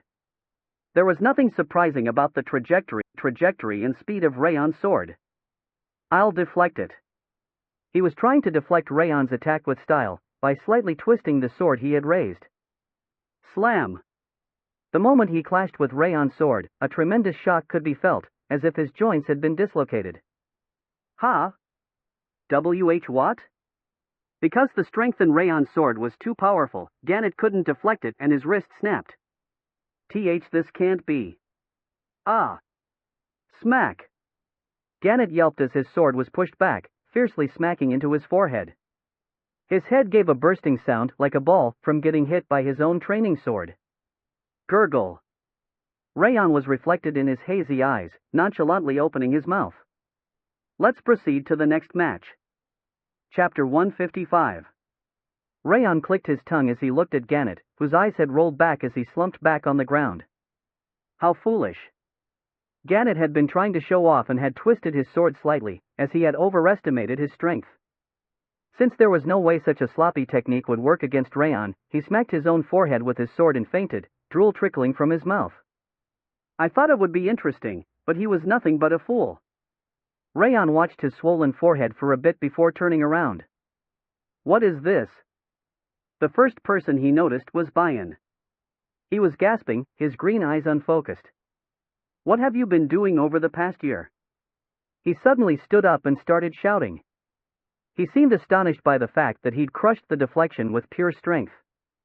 The jaws of the other swordsmen had also dropped, but their reactions were slightly different. What was that? Did he just hit himself with his sword and faint? What an idiot! Sigh. Tisk, tisk. Unlike Ben, they were calling Gannett an idiot, insulting him while sighing. It was true that what Gannett did was foolish, but the result wouldn't have changed even if somebody else had been facing Raon instead. Who is next? Raon tilted his head towards training instructor Ref, who was staring at him with his eyes wide. I haven't even finished warming up yet. Of course. We haven't gotten started yet, either. Dallin. A blue-haired swordsman stood up from the middle of the group. His sturdy body looked pretty strong. You shall be Raon's opponent. Yes. Dallin went up to the arena. Raon couldn't even see behind him, he was as big as an orc. Dallin frowned, looking at Gannett as he was carried away to be healed. I'm different from that idiot. You will pay dearly if you underestimate me. I'm not the type of person to underestimate people. Fine, come at me. Raon nodded and kicked off from the ground. Just like when he defeated Gannett, he raised the sword towards the sky and slammed it down. The blade perfectly carried his explosive strength as it fell. Humph. Dallin raised his sword in order to block the blow before the training sword's momentum reached its peak. It was a good defensive method to counter Raon's powerful strength. That still won't do. Raon changed the sword's trajectory slightly. The falling blade, aimed towards the center, was raised slightly and fell on Dallin's sword instead. Clang! The moment the two blades clashed, Dallin's training sword was mercilessly shattered. Arg! Dallin's wide eyes looked like they were about to pop out as he looked at the shattering blade. However, it was too early to be surprised. Smack! Raon quickly raised his training sword and slammed his head with the flat of it. Along with the sound of a rock shattering, Dalan collapsed with his eyes rolled back. His big body falling to the ground made the sand flutter into the air. He wasn't any different. Raon licked his lips, looking at Dalan's twitching body. He was cautious about his strength, but he didn't consider his technique at all. Because of that, Raon could easily shatter the training sword at its weakest point by slightly tilting the trajectory of his swing. Did you just pierce through the weakness in that instant without even using your aura? Raon could hear Bayan's voice. It looked like he was properly watching the fight, since he had perfectly grasped the situation. Seriously, what the hell is that guy? He was even more surprised because of that, and he was biting his own finger. He looked around the swordsman while listening to Bayan's extreme compliments. Their eyes were spinning. It looked like they didn't expect Dalan to also lose in a single strike. They looked like their spirits had pretty much left their bodies. Once again, it was over in a single strike. Raon smiled faintly, looking at dumbfounded Ref. Let's call up the next person. Halfway up the North Grave Mountain, Glenn and Rimmer were standing next to each other on top of a majestic boulder that looked like a roaring tiger, standing as straight as bamboo. My lord, were you aware of the fact that Raon went to the Central Martial Palace for his internship? Rimmer took out a document from his chest to wave it around, snickering. I know. Glenn slightly nodded, as if it wasn't a big deal. Then, are you also aware of the reason he chose the Central Martial Palace? Rimmer giggled, looking towards the Central Martial Palace in the west. That crazy guy went there to pick a fight. A fight? I did somewhat expect it, but I never imagined he would start causing problems on the first day of his internship. Karon did blatantly talk and act like he hated Raon multiple times, but he could never have imagined that Raon would charge at him directly instead of running away. The boy named Raon Zieghart was like an onion, one that kept showing new layers each time one was peeled. He is so daring. I wonder whose student he is. Rimmer laughed, murmuring that his teacher must be handsome. What did he even do today for you to say that he caused problems? Glenn turned around for the first time. He was narrowing his eyes slightly, asking him to tell him about it already. That crazy guy. Oh, well, I don't want to talk about it. Because my lord doesn't tell me anything either. Kua. Rimmer's face snapped to the side as he collapsed. Glenn had smacked his face with a shapeless aura, unable to suppress his urge. Ah. Rimmer trembled, grabbing his chin. The world was spinning around him because of the direct hit he'd received. Did you hit me? Did you really hit me just now? That's too much. In which country do people start smacking others with a shapeless aura just because they don't want to talk about it? You'd better tell me if you don't want to get smacked again. Glenn's crimson eyes were blazing. It really looked like he would punch him again if Rimmer didn't start talking immediately. I get it. Rimmer breathed heavily and stood up. If you care about your grandson so much, you should act like it. If he was going to smack his face with a sublime martial art just because Rimmer didn't want to talk about Raon, he should have acted like he cared for him. Rimmer had a bad feeling that Glenn wouldn't even be able to talk to him about it in the end. Tell me quickly. As soon as Raon started the internship today, he destroyed all the equipment that Central Martial Palace prepared for him. And Rimmer told him about Raon destroying a bunch of training equipment in the Central Martial Palace and beating up the swordsmen that were running alongside him, sending them to the infirmary. I almost died from suppressing my laughter when he escaped from Urek's grasp by calling the equipment cheap and saying that Urek got scammed. Rimmer giggled, saying that Glenn should have seen Urek's face when that happened. Ha! Ha! My lord, did you smile just now? I didn't laugh. Glenn turned his head away, but he couldn't hide his slightly curved lips. Wow, I can even see your smile on your face if I live a long life. Silence. How did you find out about that? All of the powerful people except for Karon are all on a mission right now in the Central Martial Palace. I was stuck next to the wall, avoiding their guards. Rimmer grinned, like it wasn't a big deal. Anyway, Raon just gets so much greater the more I find out about him. The way he blatantly causes problems in the enemy camp and makes his slippery escape is even worse than my lord's youth. But that was only possible because the striding steads and the striding lightning were on a mission. He would have been stopped already if they were still present. Is that why you sent your second son away? Did you do that for your grandson? He saw Karun leaving the central martial palace with his escorts as Rimmer was returning from watching Raon's actions. It looked like Glenn had sent him away on purpose. Nonsense. I only sent him away in order to decrease the unnecessary casualties of war. Glenn shook his hand, calling it nonsense, but Rimmer realized his true intentions from the gesture. He cared for Raon and Sylvia from the bottom of his heart. Every day has been so much fun since Raon's return. I'm looking forward to what kind of accident he will cause tomorrow. Rimmer murmured that he could blatantly watch now that Karun was gone. He is already causing the next incident. What? Glenn slightly raised his corners of lips, looking down at the central martial palace. He is beating up the idiots that are indulging themselves with their names and outer appearances. Thud. A red-haired swordsman fell outside the arena, his tongue sticking out. Raon snickered from the middle of the arena, which was filled with a heavy silence. That was the fifth. Including the swordsman that had just collapsed, he'd defeated 5 swordsmen in total using the exact same method. Since Raon was superior in both physical strength and swordsmanship, he could defeat the central martial palace swordsman in a single strike without much difficulty. Isn't this a dream? Did 5 people in a row really lose? In a pure contest of swordsmanship? That's not even a technique. He is just slamming his sword down. But there were 5 whole people that couldn't block that simple slam. You idiot! The ones watching the spars couldn't look down on Raon and the defeated swordsman anymore. They finally accepted the fact that Raon was superior in terms of technique and physical abilities. What the hell is that guy?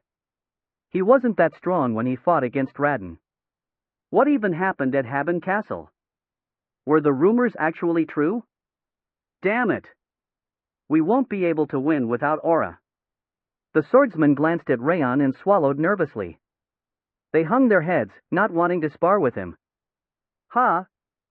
Bayan blurted and frowned. His eyebrows were lowered in surprise, but his eyes were still shining. He was clearly thinking about a way to fend off his powerful slam without using aura. Bayan was the only person that still had the will to fight Raon in that place. Is no one else stepping forward? Raon called for the next person with his sword on his shoulder, but no one was stepping up. If not, then... Can I try? As he was about to step out of the arena, a voice could be heard from behind him. When he looked around, a young man whose hair was covering one of his eyes was raising his hand. You are. His unusual hairstyle and the energy on a different level circulating around him made him remember the name written in Judiel's document. Haleen. Haleen was one of the 2 vice squad leaders of Striding Lightning. He heard his level was beyond that of an advanced expert, which matched with the overflowing energy that seemed to be on a different level from the swordsman he'd faced so far. Pretty decent. He finally had a decent opponent. Raon turned around and nodded. Of course. It's nice to see you being cool about it. He snickered and went up to the arena. General Administrator Urek was behind him. It looked like it was him that had called Haleen, who was training somewhere else. We are fighting without aura, right? Haleen asked, putting on the cassiterite cuffs by himself. Yes. This is pretty fun in its own way. He drew his training sword while saying that. I'll allow you the first attack. Yes, Sir Haleen. You shouldn't do that. You might be defeated in a single strike. The Central Martial Palace's swordsman tried to stop him as soon as he said he would allow the first attack. How foolish. I'm allowing him the first attack because you guys were defeated so easily while bearing the name of Central Martial Palace.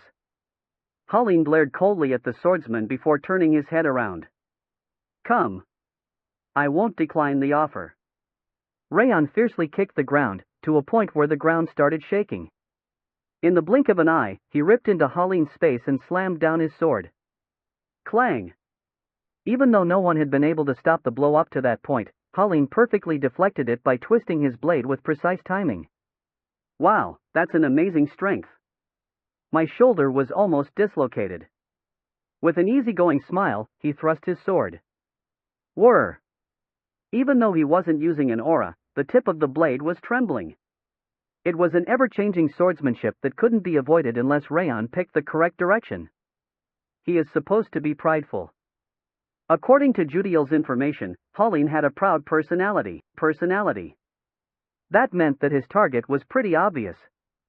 Clang! Raon perfectly blocked Holling's sword, which was aimed at his forehead, by using the star connecting sword. It looked like you knew where I was aiming.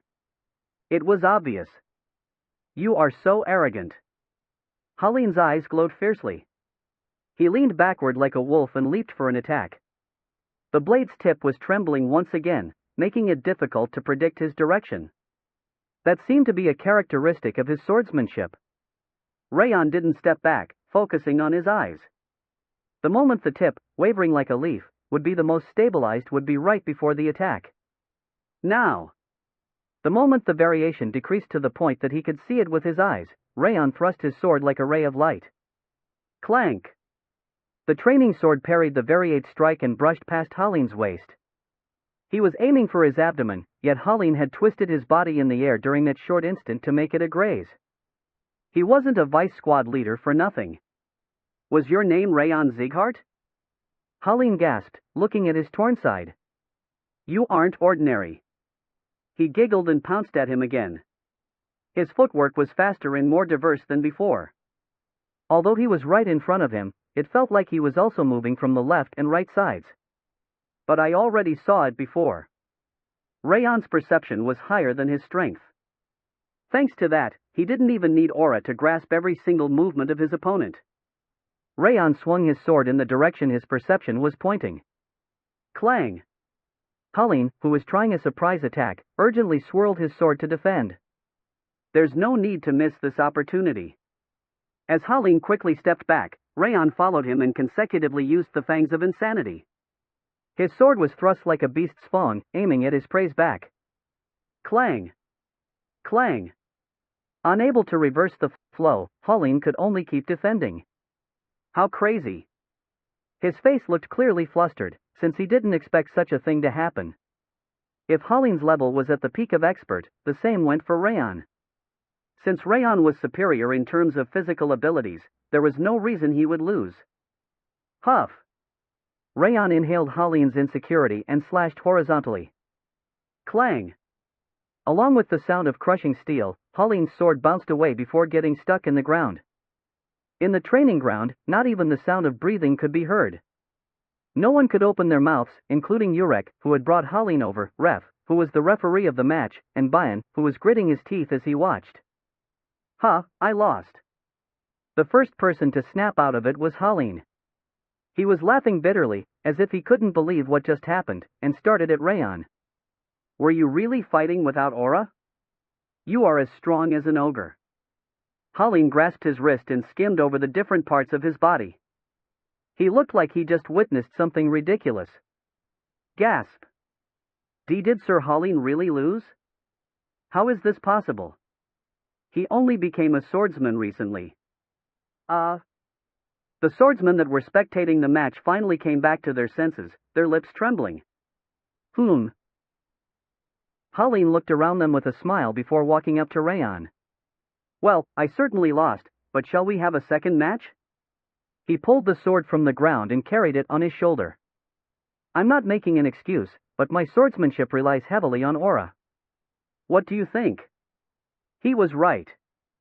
His specialty was a variable sword and illusion sword. He would be at a completely different level once he used his aura. I'm fine with it. I like how cool you are about it. You are different from the rumors. Raon nodded, and Holling grinned before taking off his cassiterite cuffs. With the removal of the barrier blocking his aura, his pressure started to create waves that were powerful enough to crush the skin. Whir! Holling's energy wave overflowed from the arena like a living creature to engulf the entire training ground. It was a power befitting the highest rank of expert, a warrior that had almost reached master level. Moreover, It wasn't just an ordinary aura. It had an ice affinity like Runan, and the training ground's fervor cooled under his aura. It's too late for regrets. Halin raised his chin and curved his mouth into a smile. He seemed to believe he would undoubtedly win as long as he was using his aura. Regrets? Raon snickered and gathered the 10,000 flames cultivation that had been suppressed by the Cassiterite. The blazing flame of crimson light pressed on the coldness covering the training ground. Rumble. The wave of flame spreading from his feet melted the pebbles and sand to engulf the space. What? Feeling the tremendous energy wave, which didn't lose to him at all, Halin's eyes wavered like a boat on a stormy sea. Did you believe you would win if you used your aura? A crimson ray of light shone from Raon's eyes. He raised his sword, burning in crimson flame, and pointed it at Halin. Come. I'll show you who is going to have regrets.